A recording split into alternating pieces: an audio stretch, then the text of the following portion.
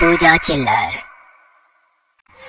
Martha मेरी सबसे अच्छी दोस्त। उसे पैरानॉर्मल वर्ल्ड और आत्माओं के बारे में रिसर्च करने का बहुत शौक था। कई बार वो मुझे भी भूत प्रेत और आत्माओं की दुनिया से जुड़ी बेहद रहस्यमयी बातें बताया करती थी। वो कहती थी कि हमारी दुनिया से आत्माओं की दुनिया में संपर्क के लिए दोनों दुनियाओं के बीच एक अदृश्य द्वार होता है, जिसके जरिए हम आत्माओं से संपर्क कर सकते हैं।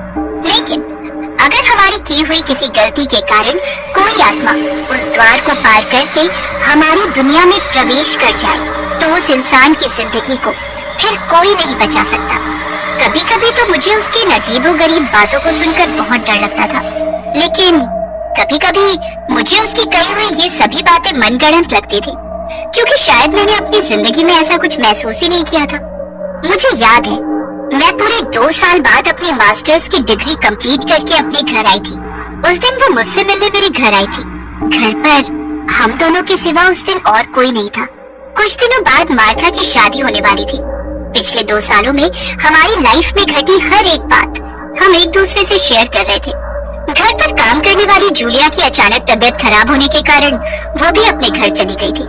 मैंने घड़ी में समय देखा तो पता ही नहीं चला कि बातें करते करते रात के 10 बज गए।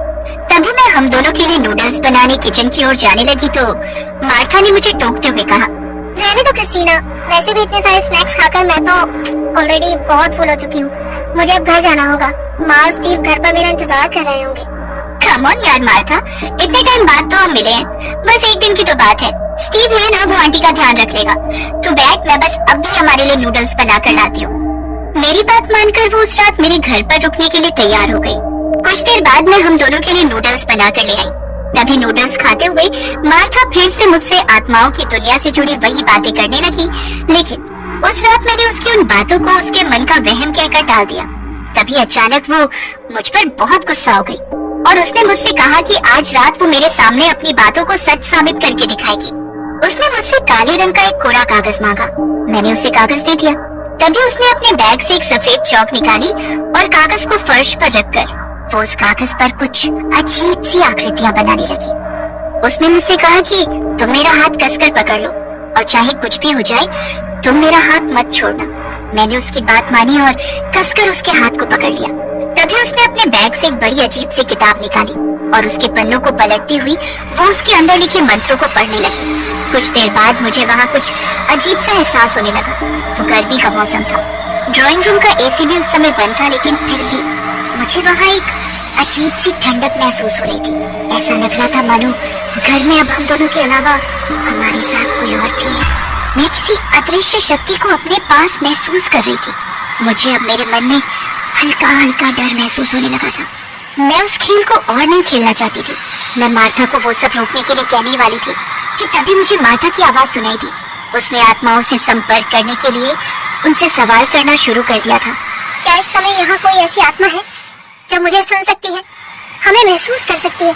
अगर हाँ, तो किसी भी इशारे से मुझे अपने यहाँ मौजूद होने का संकेत दो। मार्था के इतना कहते ही ड्राइंग रूम में जल रहे नाइट बल्ब अचानक से फ्लिकर करने लगे।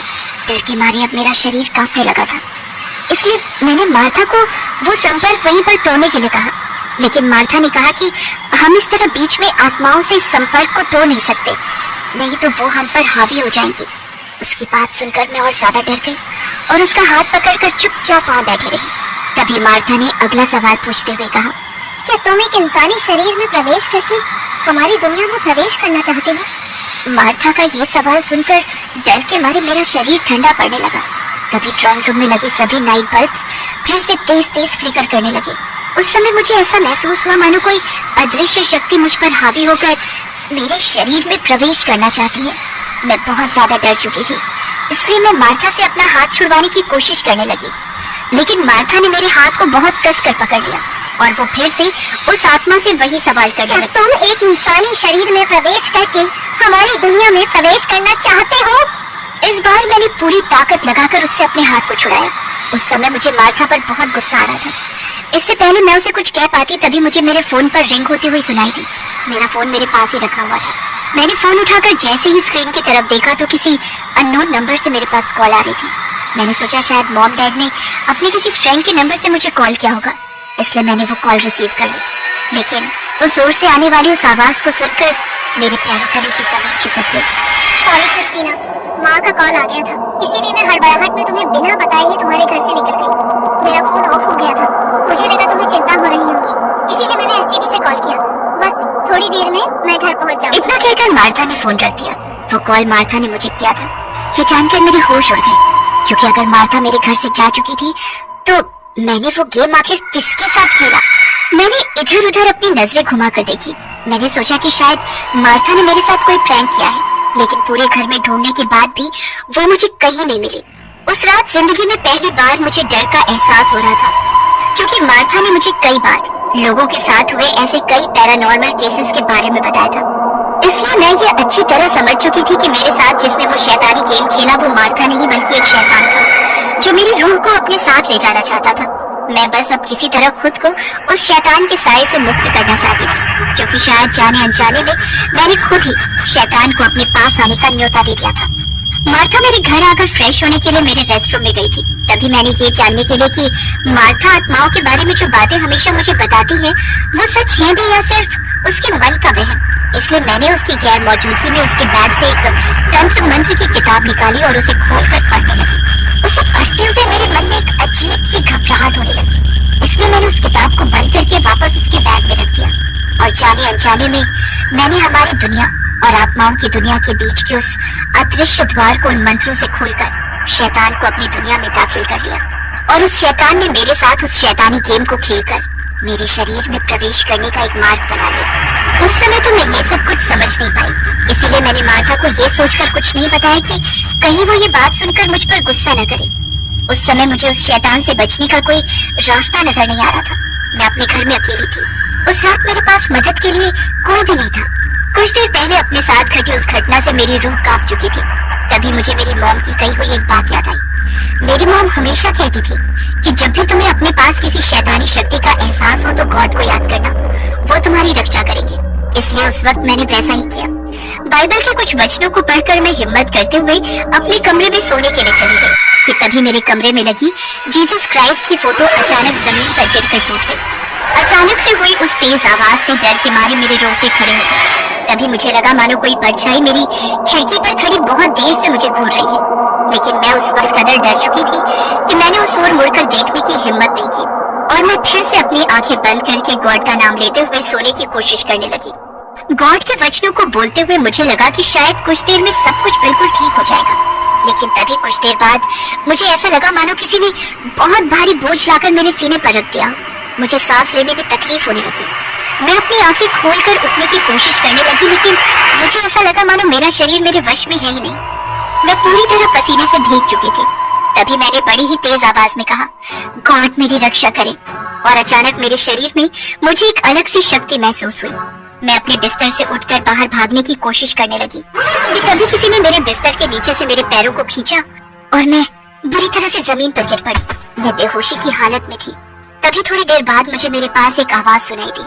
वो आवाज मार्था की थी। मुझे याद है उसने मेरे सर को अपनी गोद में रखा और मुझसे कहा कि रास्ते में उसकी टैक्सी खराब हो गई थी और उसे रास्ते में मेरे पड़ोस वाले मैथ्यू अंकल मिले तो वो उनके साथ वापस मेरे घर आ गई। उसने मेरे चेहरे पर पानी छिड़का, लेकिन मैं इतनी बुरी तरह डर चुकी थी कि मैं उसकी बातें सुनकर फिर से बेहोश हो गई। उसके बाद जब मेरी आंखें खुली तो अगला दिन हो चुका था और मैं हॉस्पिटल के बेड पर थी। मेरे पास मेरी मॉम थी, लेकिन उनकी आंखों में आंसू थे। मेरी मॉम एक बहुत स्ट्रॉन्ग लेडी थी। उन्हें रोता हुआ देखकर मेरे मन में कुछ संदेह सा हुआ, क्योंकि उनकी नजरों के सामने मैं भी बिल्कुल ठीक थी। तो उनकी आंखों में आंसू आने का भला क्या कारण था? इसलिए मैंने अपनी मॉम से कहा, आप रो क्यों रही है मॉम? और आपने ये इस तरह के कपड़े क्यों पहने हैं? ऐसे कपड़े तो किसी के अंतिम संस्कार में पहने जाते हैं। तभी मॉम ने मुझे कुछ ऐसा बताया जिसे सुनकर मेरे पैरों तले की जमीन खिसक गई। मैं मॉम के मुंह से सब कुछ सुनकर भी उनकी बात पर यकीन नहीं कर पा रही थी। मॉम ने बताया कि कल रात अपने घर जाते हुए मार्था की टैक्सी खराब हो गई थी। तभी उसे पड़ोस वाले मैथ्यू अंकल मिले और वो उनके साथ हमारे घर आ रही थी। तभी रास्ते में एक ओवर स्पीड कार से उन दोनों का एक्सीडेंट हो गया।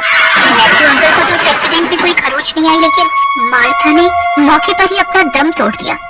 मॉम की ये बात सुनकर मेरी आंखों में आंसू आ गए। मैं उसे एक पल में सब कुछ समझ चुकी थी। उस दिन मुझे जो दर्द महसूस हुआ वो शायद मेरी मौत से भी बदतर था। मैं समझ चुकी थी कि कल रात जिसने मेरे पास आकर मेरी जान बचाई वो मार्था नहीं बल्कि उसकी आत्मा थी। मार्था हमेशा कहती थी कि वो मुझे अपनी सगी बहन से भी बढ़कर प्यार करती है, और उस रात उसने मेरी जान बचाकर ये साबित भी कर दिया। उस रात शायद मार्था ने मेरे ऊपर आए उस संकट को पहले भांप लिया था।